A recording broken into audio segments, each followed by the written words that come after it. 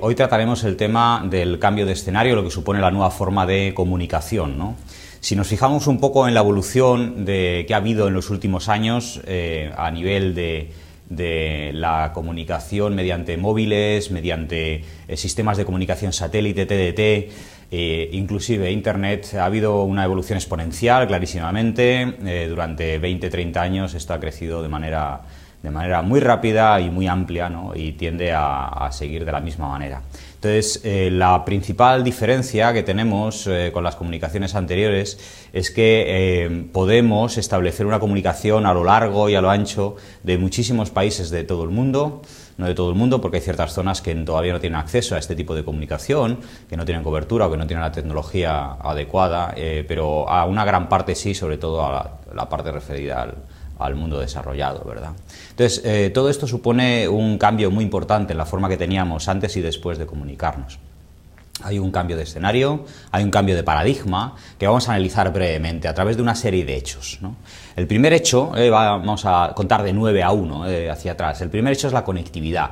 Hemos pasado de tener un modelo hace una serie de años, pueden ser 10, 20, 100, ¿de acuerdo? No me voy a estructurar en eso, lo que me importa es marcar el momento del cambio, en el que la conectividad basaba a una comunicación simple, donde uno solamente podía emitir en un solo sentido y luego esperar para recibir en el otro, a una comunicación full duplex, que significa que podemos emitir y recibir en los dos sentidos al mismo tiempo, e incluso full duplex, que varias personas pueden emitir y recibir al mismo tiempo, ¿de acuerdo? Hay una diferencia enorme entre hacerlo uno a uno, hacerlo entre muchos al mismo tiempo, emitiendo y recibiendo, ¿no? El segundo hecho que vamos a ver, el número 8, es la comunicación unidireccional bidireccional, de hablar con una persona, hablar con muchos en una reunión al mismo tiempo, como si fuera presencial, a través de un montón de aplicaciones que existen, como Skype, que creo que es la más conocida a este respecto.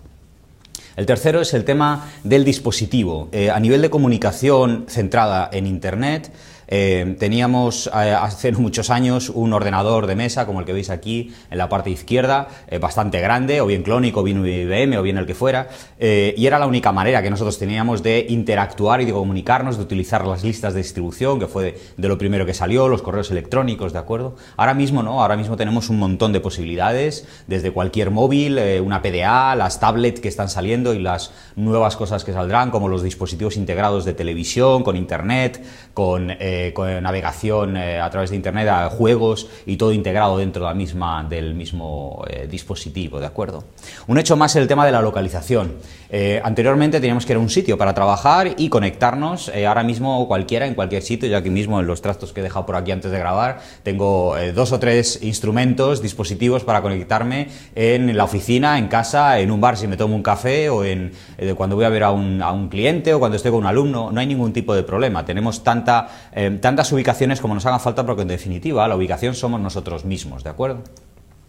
La relación online ha cambiado mucho, ha pasado de ser, como decía antes, unidireccional, a poder elegir si va de uno a uno, de uno a muchos, de muchos a muchos, ¿de acuerdo? Eso representa una modificación muy importante, porque invita a una regulación más complicada.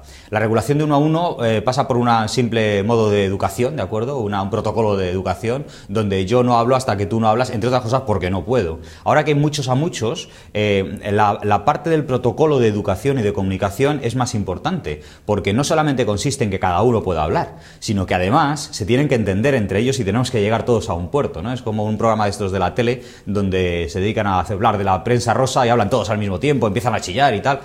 Hay muchos a muchos, pero en realidad el entendimiento es escaso, ¿no? Es justo lo que hay que tratar de evitar, sobre todo a la hora de hablar de temas educativos o dentro de una empresa.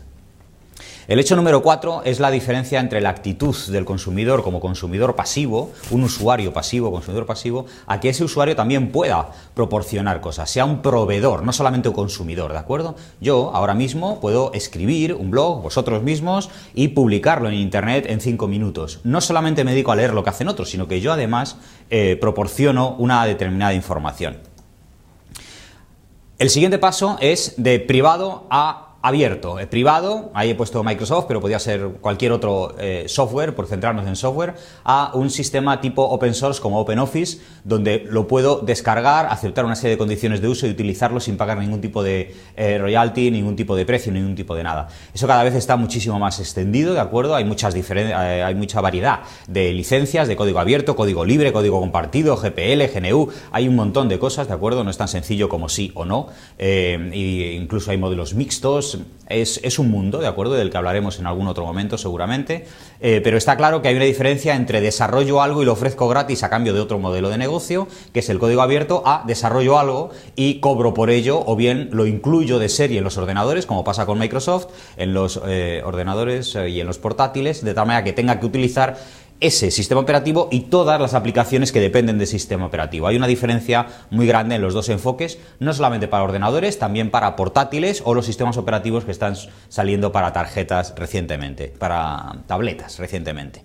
El segundo hecho, el penúltimo, es la diferencia entre la gestión documental, de tener una biblioteca donde vamos, nos sentamos, cogemos el libro, trabajamos con él, quien dice eso dice un repositorio en Internet, a tener una posibilidad de proporcionar también recursos y contenidos y conocimiento a esa biblioteca. Es decir, no solamente vamos a leer, sino que vamos a proporcionar también nuestra aportación, ¿de acuerdo? Es el caso de Wikipedia, sin ir más lejos, donde cada persona puede editar, si tiene un determinado derecho, puede editar una entrada del diccionario o del compendio y modificarla, añadir, cambiar, no solamente acudo a esa biblioteca, sino que además puedo proporcionar mis datos y lo que buenamente considere, ¿no? Y en el aprendizaje, que es en lo que estamos tratando en esta asignatura, ¿de acuerdo?, sobre aprendizaje a través de redes sociales, modelos de aprendizaje informal, lo que tenemos es un cambio evidente que pasa de abajo arriba. Si veis la diapositiva, pasa de abajo arriba, ¿no? Pasamos de un individuo a una red social a través de una serie de pasos. ¿Por qué? Porque tenemos un consumidor de recursos, de un repositorio. El siguiente paso es una guía individual del profesor que tutoriza. El tercero es una guía grupal donde el profesor tutoriza a un grupo con un perfil similar, con un nivel similar, con un objetivo similar. Luego pasamos a una guía grupal, a un autoaprendizaje donde soy yo el que soy estudiante y al mismo tiempo me tutorizo de alguna manera. Y el último paso es un grupo de usuarios donde cada uno es un miembro activo del proceso. De tal manera que si somos 6 en un grupo, hoy puedo ser el alumno, mañana puedo ser el profesor, según lo que estemos hablando, y existe un intercambio activo de conocimientos y de roles.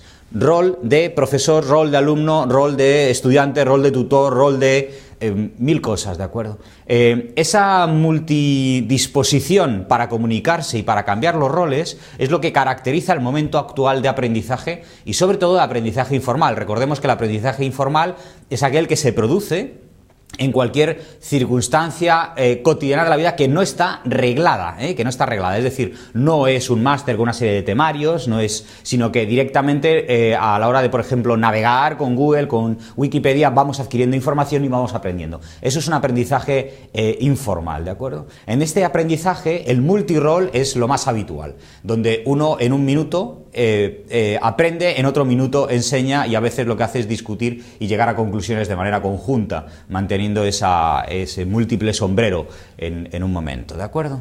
Ese es el cambio fundamental de paradigma que supone la utilización de redes sociales.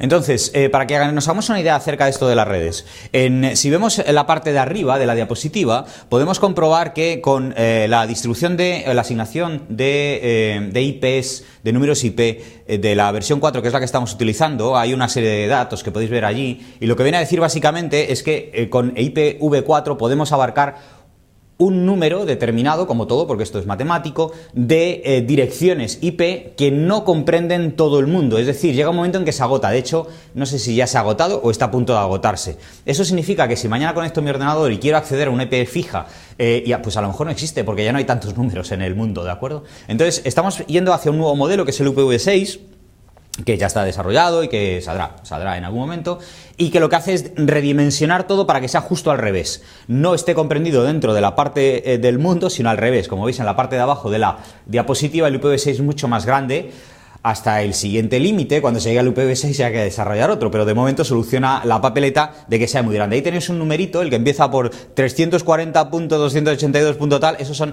la cantidad de miles de millones de terallones, de cómo se llame eso, que permite direccionar el V6, ¿de acuerdo?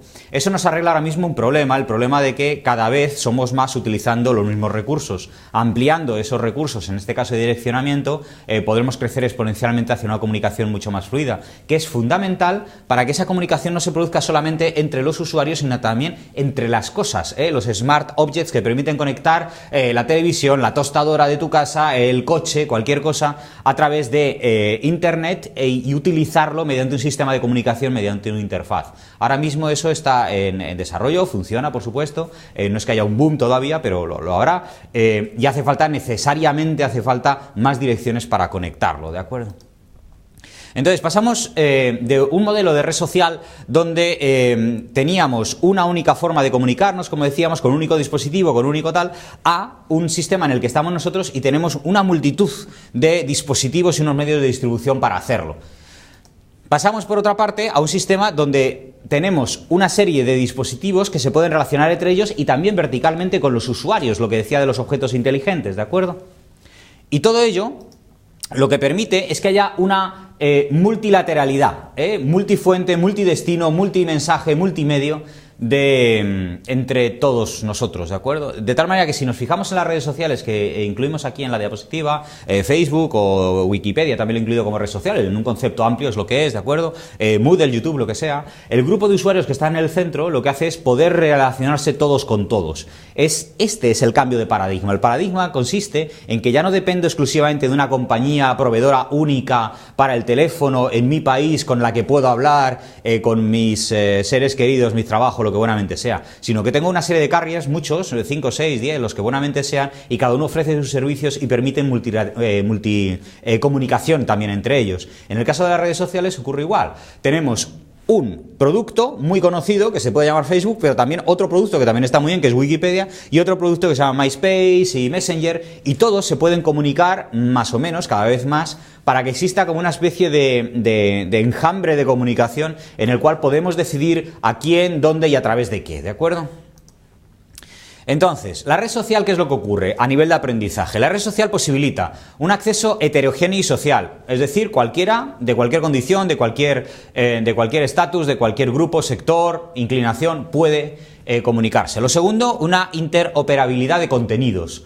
Cada vez más, donde da igual si utilizas un ordenador Mac, utilizas un PC, un portátil, o tu sistema está basado en Android, o está basado en Chrome, o está basado en Windows, da igual lo que tú tengas, porque existe una serie de parámetros más o menos estándar, una serie de formatos, el formato de Word, por ejemplo, para Doc, o el RTF, o cualquiera, que pueden ser importados y exportados desde cualquiera. Esa es un poquito la idea, y a nivel de contenidos y contenidos educativos existe exactamente igual.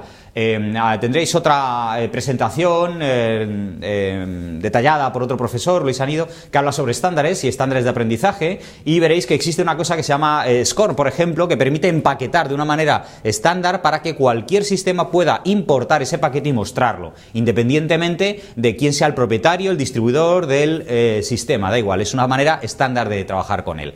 Lo tercero son los juegos educativos en múltiples formatos, una cosa muy interesante, que consiste básicamente en que cualquier profesor, cualquier alumno pueda generar un juego de una manera sencilla sobre cualquier tipo de contenido, no necesariamente técnico, y mostrarlo en formato juego para que los alumnos puedan aprender jugando, que es una de las mejores vías de aprendizaje. Lo siguiente es un aprendizaje adaptativo y personalizado. Eso es un paso actual y lo más inmediato que viene a continuación, que es que yo decido qué veo, cuándo lo veo y cómo lo selecciono, de tal manera que realizo una agregación de esos contenidos, ¿de acuerdo? Realizo una agregación de contenidos, servicios, personas, mediante lo que se llama un dashboard o un panel de entrada. Voy seleccionando qué quiero que aparezca en qué parte de mi pantalla, todo eso se actualiza de manera automática y voy personalizando tanto la visualización como la selección de lo que quiero que esté allí, mediante un sistema de reglas, mediante una recomendación, mediante una estadística de usuario de grupo, mil cosas. Todo eso está funcionando de alguna manera, pero todavía se tiene que aglutinar, y todo eso posibilita la red social porque es una muestra muchísimo mayor que permite sacar unas estadísticas mejores y una personalización más precisa. Los siguientes son los dispositivos y software embebido en útiles. Lo que pueda ser el tener un ordenador incrustado en la televisión, cosa que ya existe, a través de la TDT, o puede ser una televisión incrustada en el portátil, a través de la IPTV, lo que pueda ser el teléfono hablando con Skype, lo que pueda ser el que todo eso esté integrado en el sistema de calefacción de mi casa, para que a través del móvil o el iPod o lo que sea pueda decir a qué hora y cuándo se conecta y la temperatura y tal. Insisto, todo existe, pero todo todavía tiene que madurar un poquito y tiene que integrarse. Y luego la interacción social permanente, que es algo que estamos sufriendo, yo creo es la palabra adecuada, sufrir. Significa que puedes estar conectado a las 24 horas del día, en cualquier momento, haciendo un simple login, te puedes conectar incluso a varios sitios al mismo tiempo y vas recibiendo información, también transmitiendo información, aunque muchas veces no se sepa, a través de lo que es tu comportamiento nuestro comportamiento de navegación, ¿de acuerdo? Y esa comunicación, esa navegación, esa recepción y emisión de información posibilita que exista una interacción social y que al mismo tiempo, tanto de forma consciente e inconsciente, estemos comunicándonos con el resto de usuarios y con el resto de software que estamos utilizando. Existen varios modelos de interacción en red social. El primer modelo es un modelo muy sencillito, donde tenemos 3 redes distintas con usuarios distintos. Una cosa muy normal. Una red va sobre un determinado tema, la siguiente sobre un segundo tema y la tercera sobre otro tema, y la gente no se mezcla. El segundo modelo es este de aquí, donde tenemos un determinado tema, el tema A, que puede ser, por ejemplo, deportes, ¿vale? Cualquier tipo de deporte. No tiene por qué ser fútbol, hay más deportes en el mundo. Entonces, cualquier tipo de deporte que esté allí, y además tenemos una serie de redes que se alimentan de ese tema, ¿de acuerdo? De tal manera que es como una especie de concentrador, el tema correspondiente, y la red lo que hace es nutrirse del tema correspondiente, sin necesidad de que el tema sea propietario de la red. El esquema global se podría representar mediante esta serie de círculos concéntricos, esta diana del aprendizaje, ¿no? Donde existen 3 capas. La más externa somos nosotros, las personas, las de en medio son las redes sociales X, insisto, en un concepto amplio. Si veis, por ejemplo, incluyo Moodle, ya sabéis que Moodle es un gestor de aprendizaje, no nació como red social, pero permite interacción, grupos, comunicación, mensajería instantánea, síncrona, asíncrona. Es una red social como cualquier otra, lo único que no ha nacido con el concepto Facebook, pero nada más. Y luego una tercera capa, que son los criterios de selección, los criterios de aglutinamiento, que pueden ser, por ejemplo, temas, pueden ser topics, pueden ser temas, pueden ser circunstancias geográficas o de cualquier otro tipo. Y en el centro el aprendizaje. ¿Por qué? Porque el aprendizaje permite mezclar de manera absolutamente grande y versátil cualquiera de las 3 capas, ¿no? Los temas, las redes sociales, los individuos, permite mezclar todo y permite que se produzca el aprendizaje utilizando estas 3 capas e interactuando entre ellas. Ese es el reto nuestro. El reto nuestro consiste en coger los 500 millones de usuarios de Facebook y los no sé cuántos miles de millones de usuarios de Skype y de Mythic y de LinkedIn y de no sé cuántas redes más y permitir o facilitar que se produzca un aprendizaje de todo esto con todas estas personas mediante un modelo de aprendizaje que hay que desarrollar todavía y al cual podemos contribuir todos, ¿de acuerdo? El último ejemplo es: tenemos que pasar, el resumen, de un aprendizaje individual, que es lo que teníamos hasta ahora, y que no tenemos por qué sustituir, es un complemento, ¿de acuerdo? Aquí lo bueno es que se pueden solapar las capas de aprendizaje. No tenemos que decirlo, antes era malo, lo de ahora es bueno, para nada, simplemente es una evolución, así que podemos complementarlo sin ningún tipo de problema. Entonces, pero sí tenemos que añadir la siguiente capa. Entonces tenemos que pasar del aprendizaje individual, que está fenomenal para ciertas cosas, a un aprendizaje social y colaborativo, donde en realidad no existe tanto esa comunicación yo profesor sé mucho, tú alumno vienes a aprender. Eso no es así. Ahora estáis viendo una clase magistral porque es la forma de comunicarnos, pero también existen otro tipo de medios como son las sesiones presenciales virtuales, los chats, los foros, y ahí cada uno aporta su experiencia. Sería muy tonto pensar, imaginad 100 alumnos, que una única persona sabe más que los 100 juntos. Es cierto que nuestro papel aquí es estructurar esos contenidos y a lo mejor ahí estamos un paso adelante porque para eso nos pagan, ¿de acuerdo? Pero eso no significa que los de los 100 personas que están participando no puedan aportar nada. Sería un poco necio pensar eso. Ese es el aprendizaje social y colaborativo, donde los alumnos al mismo tiempo también se convierten en instructores y profesores y se establece una comunicación fluida. Os invito a todos a potenciar esa comunicación, ese aprendizaje